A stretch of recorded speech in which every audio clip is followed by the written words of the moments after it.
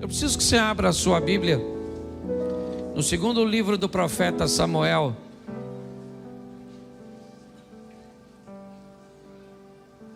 do capítulo de número 22, a partir do verso de número 17. Segundo livro do profeta Samuel, capítulo de número 22, a partir do verso 17, diz assim: desde o alto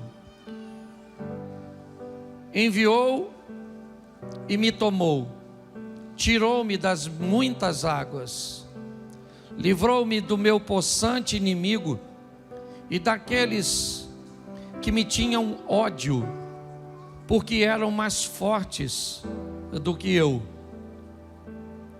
Encontraram-me no dia da minha calamidade, porém o Senhor se fez o meu esteio e tirou-me para o largo e arrebatou-me dali, porque tinha prazer em mim. Recompensou-me o Senhor conforme a minha justiça, conforme a pureza das minhas mãos me retribuiu, porque guardei os caminhos do Senhor e não me apartei impiamente do meu Deus. Vamos embora. 24. Porém fui sincero perante ele e guardei-me da minha iniquidade, e me retribuiu o Senhor conforme a minha justiça, conforme a minha pureza diante dos seus olhos. Com o benigno te mostras benigno, com o varão sincero te mostra sincero, com o puro te mostra puro, mas com o perverso te mostra avesso. Feche os seus olhos. Senhor nosso Deus e Pai, em nome de Jesus, continua falando conosco e usa-me como um canal de bênção nesta hora. Fala conosco não aquilo que queremos ouvir, mas aquilo que precisamos ouvir. Tira-nos do conforto da mesmice e nos coloque nos confrontos das mudanças. Continua conosco, que teu Espírito tenha liberdade, em o nome de Jesus. Você pode dizer amém? Bom, o tema da minha mensagem é vida eterna versus vida terrena. Eu quero falar com vocês rapidinho de algo que eu já venho há muito tempo buscando informar a igreja, buscando refletir com a igreja, e muito mais do que isso, conduzir a sua vida a um nível de transformação. Aliás, a um nível de vida e não de sobrevivência. Para mim, sobreviver é conseguir pão, é conseguir água e conseguir abrigo. Para mim, os animais, eles não vivem, eles sobrevivem. Todos os dias, eles saem para caçar ou para serem caçados. No final do dia, boa parte deles que começaram não chegam, cederam suas vidas para que outros vivessem. Você não vai ver esses animais aspirando objetos e coisas como nós. Nós vamos descobrir que eles, na verdade, eles não vivem, eles sobrevivem. Porque sobrevivência é diferente de viver. Aquele que vive, segundo a Bíblia, ele recebe um pouco mais do que necessita. Aquele que consegue viver, ele consegue ir além, um pouco além, talvez não muito além da sobrevivência, mas com certeza ele precisa romper este limite. Aquelas pessoas que conseguem apenas obter o necessário e pronto. Na verdade, o que elas estão fazendo é sobrevivendo e não vivendo. Nossa proposta sempre foi levar a igreja a um nível que a igreja recebeu de autorização de Deus para viver. Nós já falamos aqui que é impossível que todos sejamos ricos. O sistema não funciona com uma riqueza generalizada. Não existe como isso acontecer, porque se todos forem ricos, nós não vamos ter as necessidades básicas atendidas. Quem é que vai plantar? Quem é que vai colher? Quem é que vai beneficiar? Quem é que vai oferecer os serviços básicos? Se você fura o pneu do seu carro, se você precisa de um conserto elétrico, a vida ela é de interdependência. Pessoas dependem do seu dinheiro e você depende dos serviços dessa pessoa. Então não tem como nós colocarmos todos no mesmo nível social. Não existe isso. Lugar nenhum funciona desse jeito. Mas também nós vemos a Bíblia dizer que nunca vi um justo desamparado, um servo do Senhor mendigar o pão. Preste atenção, porque a Bíblia faz uma proposta para todos nós de termos um nível de vida que vai além da sobrevivência. Mas aí vem a minha pergunta: o que é mais difícil, ir para o céu ou viver na terra? Você consegue me responder isso de forma rápida? O que é mais difícil, gente? Ir para o céu ou viver na terra? O que é mais difícil? Ir para o... uma pergunta que me parece estar bem equivocada. É muito mais fácil ir para o céu, no que diz respeito ao ensinamento bíblico, do que viver na terra. Qual é o grande problema da vida aqui? É que me parece que diante de nós está um espelho. E o que ele faz? Reflete tudo aquilo que nós fazemos. Tudo aquilo que nós fazemos provavelmente vai virar ou vai voltar para nós de alguma forma. Só que nós não temos testemunhas ao nosso lado o tempo inteiro, observando aquilo que fizemos e fazemos, quer de forma explícita ou implícita. Mas a verdade é que o texto que nós lemos, e eu já vou mostrar ele para vocês, fala de um camarada que não tinha problema com os céus. Você não vai ver Davi, tudo bem que nós estamos no Velho Testamento, mas você vê que Davi teve muitos altos e baixos. Mas chegou um momento que ele entendeu o que acontecia com ele. E esse texto que lemos faz parte disso. Por quê? Porque quer no casamento, na criação de filhos, quer nas nossas questões financeiras, quer nos nossos estudos, quer em todos os ambientes, na maioria das vezes, parece que tem alguém atrapalhando a nossa vida. Parece que tem alguém criando uma confusão na nossa vida. Eu não sei se você já parou, basta você conversar com as pessoas, que há sempre um culpado para que aquilo esteja acontecendo. E pior, elas acham muito mais difícil chegar no céu.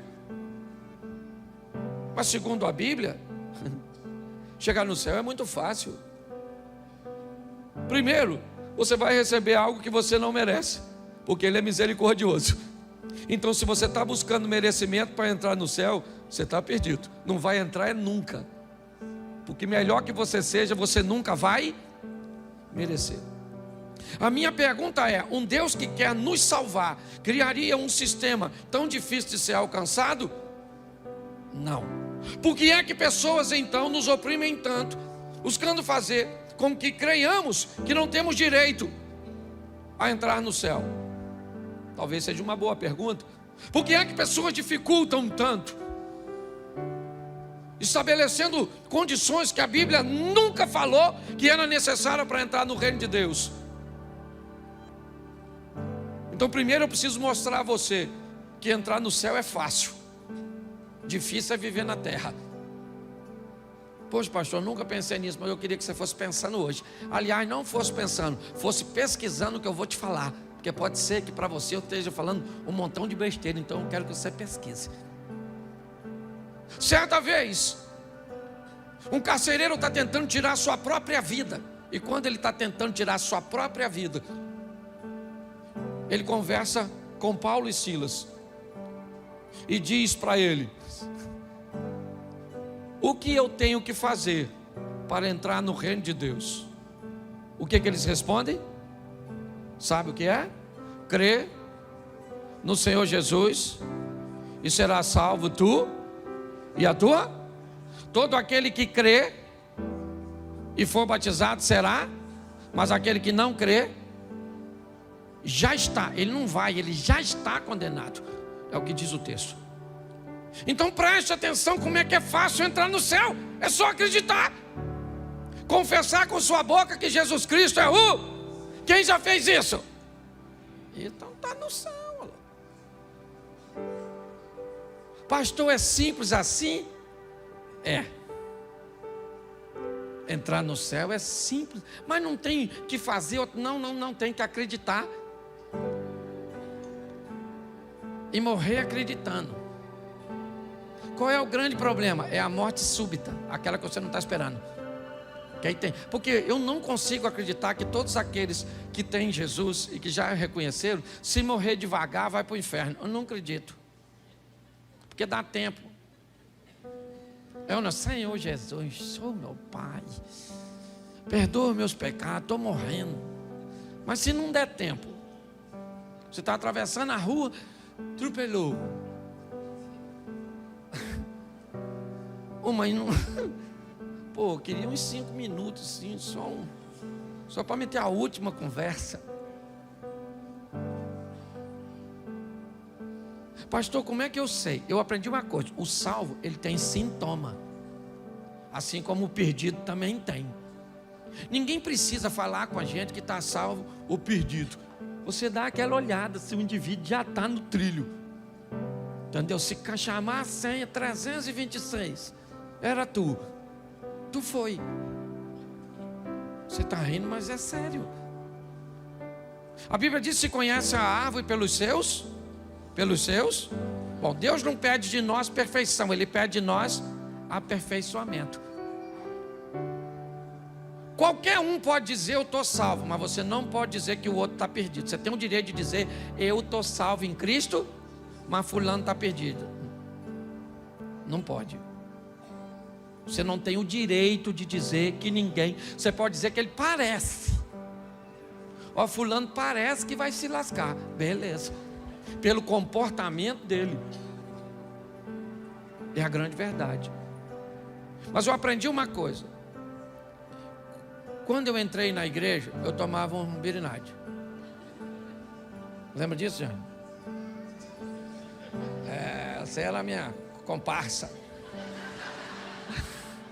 Tomávamos grau, gostava de tomar. Aliás, eu parei de beber, hoje não gosto de nada de bebida, porque minha família toda tem problema no DNA da família.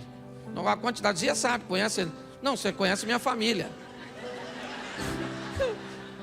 É só você falar de um pecador que ele já fica lá.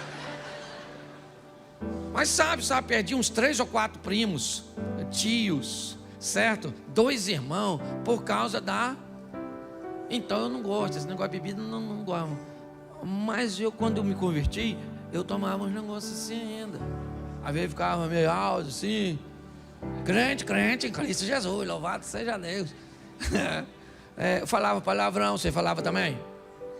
Não, que ninguém falava. Isso aqui eu acho que eu vim pregar no céu. Na verdade. Deixa eu ver se eu morri. Eu acho que não, eu tinha um montão de coisas que eu não consegui me libertar simultaneamente ou instantaneamente. Aceitei Jesus, alguém falou, agora você é santo. Fui para casa caçar o santo. Achei na fotinha, no crucifixo, mas estava ruim de achar em mim. E até hoje eu ainda procurando. Não com tanta diligência quanto antes. Eu aprendi que a cada dia que passa, você pode se tornar uma versão melhor de você mesmo, onde o pecado vai dando lugar ao poder de Deus, onde você vai destruindo o velho homem gradativamente. Mas você vai conseguir destruir tudo, sim ou não? Não, o apóstolo Paulo tentou. Estou com uns pins na carne, o que Deus disse, Paulinho, a minha graça te basta, porque o meu poder se aperfeiçoa Então ninguém nunca vai ser perfeito. Então pare de achar que você vai ser perfeito. Agora também você não pode ser cego demais, porque senão quer dizer que você está perto do chifrudo. Você olha para a pessoa e diz, nossa, essa pessoa é uma pessoa mansa. 364 dias do ano. Um dia ela estourou. Ah, vou matar todo mundo. Deixou de ser crente? Não, só mostrou que não é perfeito. Entendeu? Lá uma vez ou outra você tem uma vontadezinha esquisita. O bom de estar aqui é que eu olho para todo mundo. Eu vejo quem tira o olho de mim, eu vejo quem ri, eu vejo quem cutuca o outro aí, ó. Certo? Aqui nós vamos descobrindo os pecadores, não é? Um negócio legal, porque você é gente. E se você achar que não pode sentir isso, o que você precisa entender é que você tem que ter domínio sobre isso. Então você tem que ter vontade, mas não, entendeu? Queria esganar, morde a língua, depois fala com Deus, Senhor, o Senhor sabe que eu em pensamento matei, esquartejei, enterrei. O Senhor sabe até onde que eu fiz aqui, certo? Porque você é gente. Hoje eu vejo pessoas buscando uma santidade utópica, inexistente, um relacionamento com Deus que não existe. Um dia vai existir, porque quando vier o que é perfeito, então o que é em parte vai ser aniquilado, e você vai receber um novo corpo, um novo nome, amém? E aí você vai estar com Ele em glória, aí é beleza. Mas enquanto estiver aqui, meu filho, você tem que entender. Então eu aprendi uma coisa na minha vida, que fé e temor a Deus me leva para o céu, mas não me dá uma vida boa aqui na terra. Vida boa aqui na terra, eu preciso, vida boa de verdade, ok? Então estou falando boa de verdade, está em viver dentro dos princípios e valores de Deus. E um deles, porque não dá para falar de muitos, é a lei da semeadura. Me entenda bem, quem vive bem aqui na terra, obedecendo valores e princípios que estão na Bíblia, e algumas pessoas sequer são capazes de notar, porque muitas vezes parece que não está na Bíblia, ou a Bíblia não te ensina a buscar fazer tudo o que você for fazer da melhor maneira possível. Como é que se faz algo da melhor maneira possível? Obtendo o máximo de conhecimento possível em torno daquilo que vai ser executado. E como é que se reúne o máximo possível de informação daquilo que precisa ser executado? Estudando, adquirindo informação, conhecimento, ferramentas. A Bíblia diz isso. Porém, quando você vê alguém que não frequenta a igreja, mas que buscou o máximo de informação daquilo que vai executar, executa aquilo com maestria, é alguém que aprendeu a fazer aquilo que veio à sua mão da melhor maneira possível, tem sucesso. Mas não faz sentido, porque o cara está num ambiente idólatra, e eu estou num ambiente religioso, crendo no Deus Todo-Poderoso e com fé em Cristo. Isso vai fazer você ir para o céu, não viver bem aqui na terra. Isso também não significa que esse que cumpriu os princípios sem fé vai para o céu. São duas coisas distintas. Aliás, a Bíblia sempre fez essa distinção: vida terrena, vida eterna. Você vê que o salmista tem uma crise muito grande quando ele olha para um ímpio prosperando. O que nós temos que entender é a maturidade, ou ter a maturidade para entender que os princípios e valores, quando são obedecidos, me traz uma prosperidade terrena. Que a fé e o temor a Deus me levam para o céu. E se eu quero viver o que a Bíblia me oferece como proposta, eu tenho que unir as duas coisas: viver uma vida excelente aqui na terra e depois ir para o céu. O salmista, aqui Davi, mas não no Salmo, no livro do profeta Samuel, eu quero só voltar lá e ler, e eu vou terminar com vocês. Bota o 17 de novo. É isso, começamos? Não, foi no 18. Isso, preste atenção no que ele está dizendo. Livrou-me do meu possante inimigo e daqueles que me tinham ódio, porque eram mais fortes do que eu. Preste atenção, deixa aí só um minutinho. Davi enfrentou muitos inimigos, sim ou não? E muitos desses inimigos ele enfrentou porque era valente, porque tinha gente valente do seu lado, porque tinha armas necessárias, estratégia necessária, sim ou não? Então ele não precisava de Deus.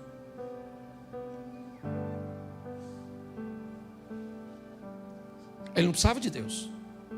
No que diz respeito a resolver problemas que ele pode resolver, ele resolvia. E era bom nisso. Ele não tinha problema com isso. Mas quando chegou momentos na vida dele, que os inimigos eram mais fortes, mais numerosos do que ele, Davi foi alguém que reconheceu que quando esse momento chegou, ele tinha relacionamento com Deus. Note que ele tinha estratégia, valentes, armas, ele tinha tudo. E tudo que ele tinha, ele usava. Mas quando chegou um momento que o que ele tinha não era suficiente para resolver seus problemas, aí ele aciona os céus. E aí ele diz: ele, o Senhor, livrou-me do possante inimigo e daqueles que me tinham ódio, porque além de serem mais fortes do que eu, olha o que diz o 19: encontraram-me no dia da minha calamidade.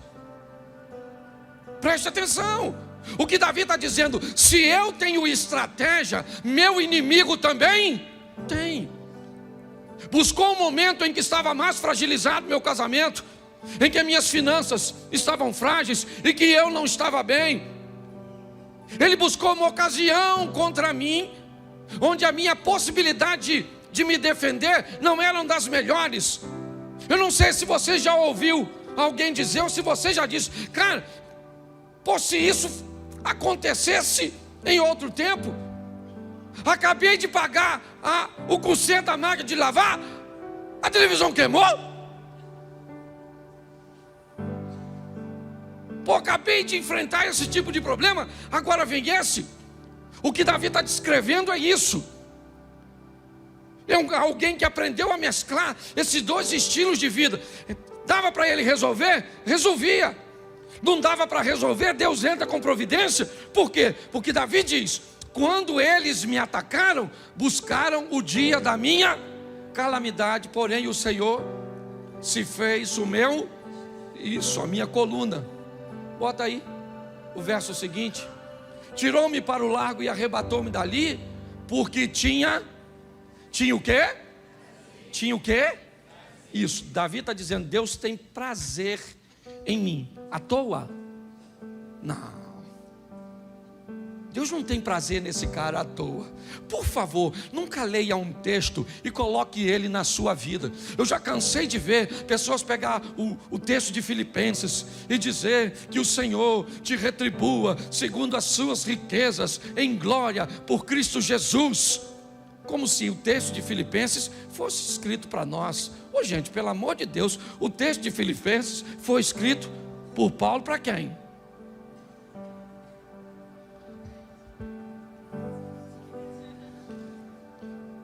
texto dos Filipenses foi escrito pelo apóstolo Paulo para quem? Para quem? Isso, ajudar os Filipenses. O texto que Paulo escreveu nos Filipenses é por Filipenses. É para mim? É para você? É para quem? Pode ser meu? Pode ser meu? Pode ser seu? Se você fizer o quê? O mesmo que os Filipenses fizeram. O grande problema é que a gente pega o texto sem fazer nada e já pega o texto e coloca na nossa vida, como se fosse uma mágicazinha. Não. O que ele está dizendo é que Deus tem prazer em mim. Será que a gente consegue encontrar o motivo disso? Vamos lá. Aliás, por que ele acha isso? Vamos dar uma olhadinha. Recompensou-me o Senhor conforme a minha... Opa! Espera aí. O que é a recompensa? É aquilo que eu recebo. O que é que eu estou recebendo de Deus? Justiça. O que é que eu estou mandando para Deus? Justiça. O que Davi está dizendo é que eu estou vivendo debaixo da lei da semeadura. Enquanto ele semeou coisas boas, ele está colhendo coisas boas. O dia que ele semeou coisas más, Natan bateu na porta dele e disse: meu irmão, hoje a notícia não é boa, porque eu vou te tratar de acordo com a sua justiça. Mas quão injustiçado nós somos, né, gente? É muito injusto. A vida é muito injusta para você, porque você trata o seu marido da melhor maneira possível e ele não é bom para você. Você trata a sua esposa da melhor maneira possível. Você trata a sua vida profissional da melhor maneira possível e ela te retribui de forma ruim. Você trata seus estudos da melhor maneira possível, mas as notas nunca são boas. Você trata seu corpo de qualquer maneira e a saúde você sempre espera que seja boa.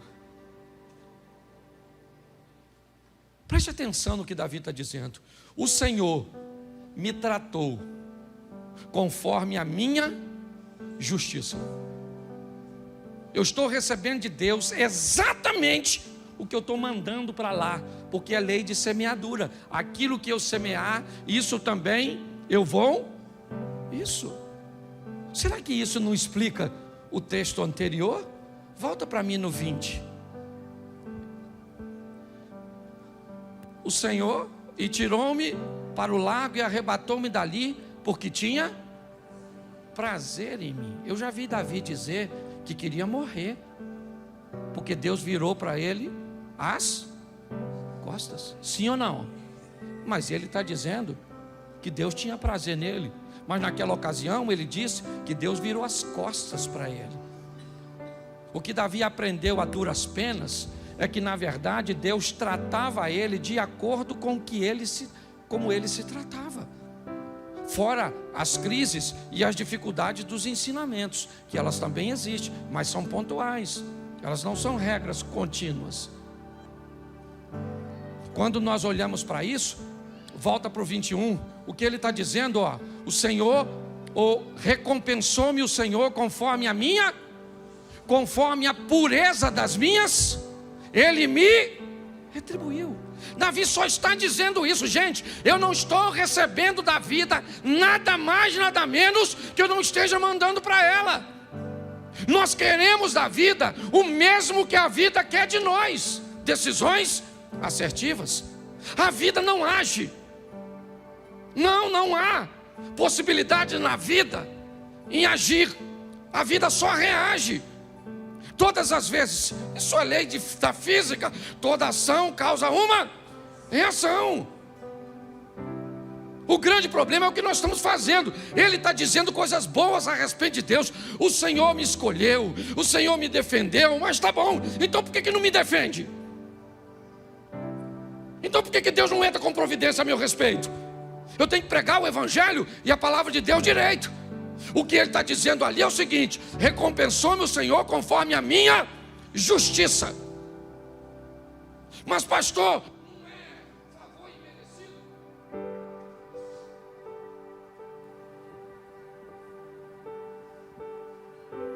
Obrigado. Não é favor imerecido. Favor imerecido é para entrar no céu, não é para viver na terra. Não vem com essa história de que Deus é obrigado a corrigir seus erros. Pelo amor de Deus, Ele não tem obrigação nenhuma. Pode até fazer isso de forma pontual, por sua misericórdia. Mas o que Ele criou foi: plantou, colheu. Plantou, colheu. Coisas boas ou ruins. E diga-se de passagem, ninguém planta para colher na mesma proporção. Quer para o bem, quer para o mal. Por isso que na hora de retornar, retorna muito mais pesado, se o plantio for negativo. Davi está descrevendo isso. Como Deus está me tratando? Como eu me trato. Se eu mando para a vida justiça, a vida me devolve justiça. Se eu mando para a vida pureza, ela me devolve pureza. Não vem com essa história que não é assim com você. Pelo amor de Deus. Não vem com essa história. Porque a Bíblia, ela é correta. Se você em algum momento já viveu injustiça, a Bíblia também ensina isso. Mas chama você de bem-aventurado quando você for perseguido, injustiçado por amor ao nome dele. Agora, se você é perseguido ou injustiçado por suas decisões, pare de dizer que Deus vai punir as pessoas que estão te perseguindo. Porque a Bíblia também diz que elas têm que perseguir. Quando Davi está sendo apedrejado, seus soldados estão querendo matar o apedrejador. E ele diz: opa, ninguém bota a mão no cara, deixa o cara. Mas ele está tacando pedra, falando besteira. Não interessa, é meu tempo de ser apedrejado, porque ele tem razão. Esses dias eu estava conversando com Mary falou assim: Cláudio, estão falando horrores a nosso respeito. Eu fiz uma pergunta para ela: é verdade ou mentira o que estão falando? Porque se estão falando horrores a meu respeito e é verdade, eu tenho que corrigir minha postura. Se estão falando horrores a meu respeito e é mentira, é a única maneira que eles têm de falar mal a meu respeito, mentindo. Não é porque você vive muito bem e faz tudo certo que as pessoas só vão falar de você a verdade. Mas por favor, seja tão honesto com a vida e com você, que a única maneira cuja qual as pessoas vão ter de falar mal a seu respeito é mentindo. É um bom estilo de vida. Davi, ele está reconhecendo isso. Prossiga. Vamos lá, bota o 22 para a gente adiantar. Porque guardei os caminhos do Senhor e não me apartei impiamente do meu Deus. Vamos lá. Coloca aí o próximo. Me ajuda aí, irmão. Não, 24. Ah, não, perdão. Eu que? Tá joia. Porque todos os seus juízes estavam diante de... Isso aqui eu gosto também. E dos seus estatutos não? Davi está dizendo que todos os juízes estavam diante onde? Olhando para a vida dele? Sim ou não? Não, todos os juízes dele estavam onde? Você não precisa de ninguém para te condenar. Você já esconde por quê? Porque o juiz diz para esconder. Então quando você vai ver, você vai ver. Você responde, apaga. Você vê escondido. Tem uma senha criptografada. Certo? Esse dia eu vi um post que eu achei o maior barato. Um cara simbolizando a morte para o outro na rua e diz: aí, amigo, você deixou seu telefone em casa aberto. Sua mulher viu tudo. Quer ir para casa ou quer ir comigo, já para adiantar? Você está rindo, mas é sério. Os juízes estão aqui, sim ou não? Sim ou não? Está aqui, ó. Bem aqui. Quando você vai fazer, tem alguém dentro de tu que fala: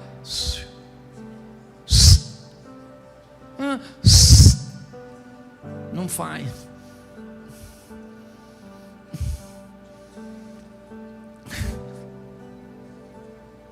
Não faz.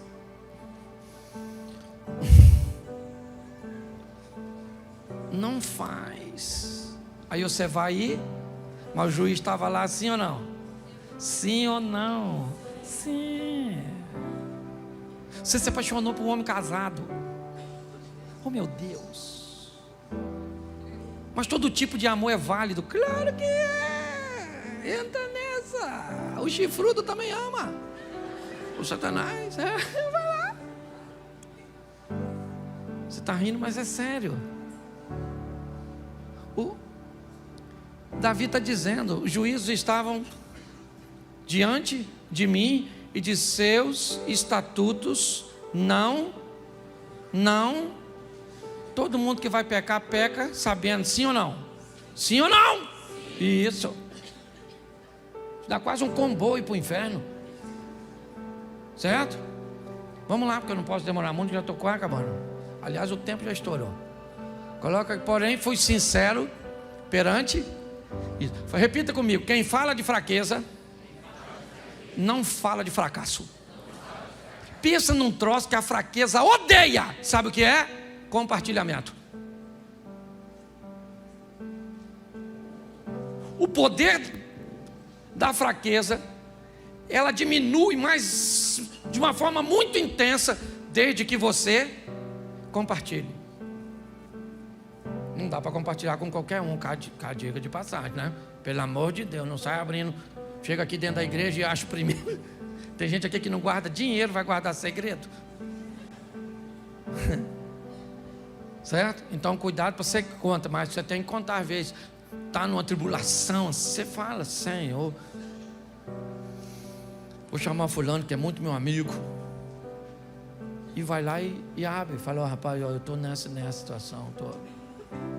E você vai ver. Agora, quem não fala de fraqueza, pode ter certeza que mais à frente vai falar de... Está aí a doutora Diana, certo? Especialista na área. Sabe o que eu estou falando? Ele diz: fui sincero perante ele, sinceridade, e guardei-me da minha. Agora preste atenção para a gente terminar. Mais uma vez: e me retribuiu o Senhor conforme a minha pureza diante dos seus. Preste atenção. Com o benigno, ele te mostra o quê? Então Deus é bom para quem é. Com o varão sincero, ele te mostra. Quem age com Deus com sinceridade, recebe o que de volta da vida? Vamos lá. Com o puro te mostra, mas com o perverso, opa,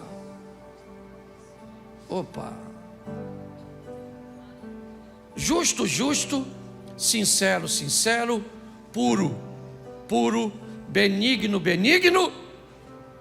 mas perverso, ele não se mostra perverso. Não. Ele não pode mudar a sua natureza. Deus é bom, não há nele maldade. Mas quando alguém é perverso, a vida não dá para ele bondade. Preste atenção. Quando você é justo e alguém quer ser injusto, Deus entra e transforma a injustiça em justiça, e você é abençoado. Ramã, lembra? O rapazinho que estão fazendo injustiça com ele e querem matá-lo. Quem é que sobe no cavalo? Ele. Quem é que é morto? Mordecai, seu opositor. Porque ele era justo, tentaram tratá-lo como injusto, e Deus entrou com providência.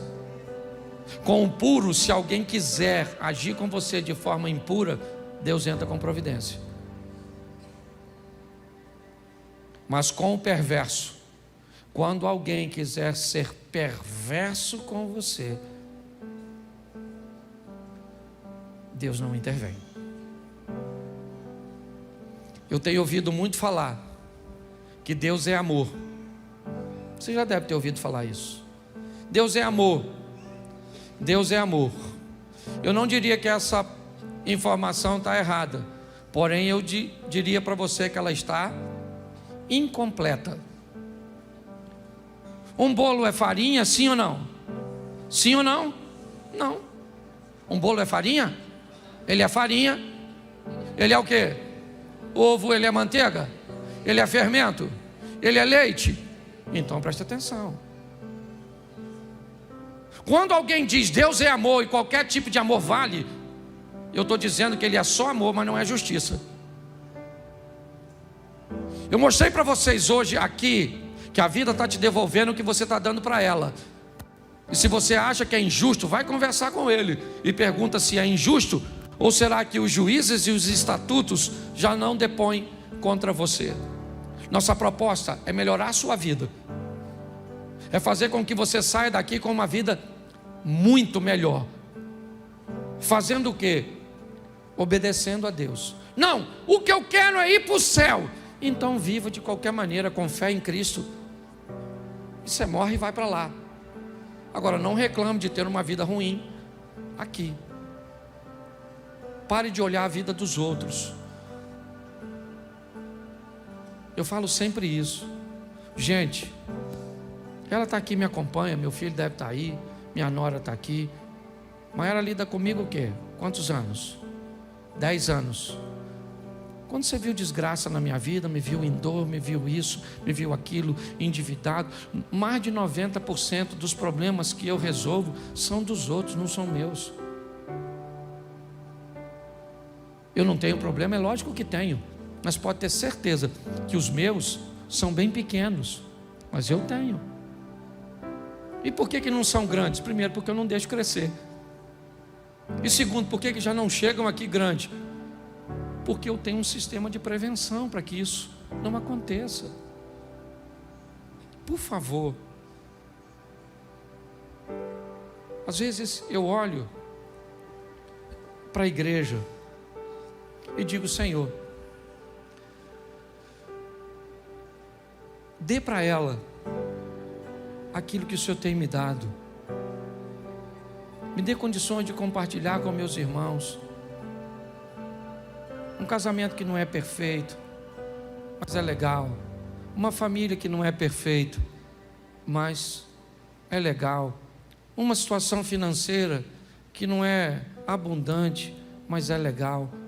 Amigos que não são perfeitos, mas são legais. Uma saúde que não é perfeita, mas é legal. Me dói quando eu vejo pessoas sofrendo de uma forma contínua. Pegue esses estatutos e esses princípios, e principalmente o da lei da semeadura, e trate sua vida de forma diferente, sem desculpas, sem. Feche seus olhos agora. Pai, em nome de Jesus, ninguém mais que o Senhor quer nos ver vencendo, quer nos ver felizes. Ninguém mais que o Senhor tem trabalhado o tempo inteiro para que isso aconteça, nos dando informações cujas quais tragam o teu poder para perto de nós. Quando mandamos justiça, se alguém tentar ser injusto, o Senhor entra com providência. Quando mandamos bondade e misericórdia, se alguém ousar e tentar, o Senhor entra com providência. O Senhor é aquele que entra na fornalha, na cova dos leões, que abre o mar, rio, que entra na prisão, que traz um terremoto. Mas o Senhor também é aquele que permite que os leões devorem antes mesmo de tocarem o solo. O Senhor também é capaz de fazer com que o fogo que não matou uns consuma outros. A água que não afogou um afogue outros. O fogo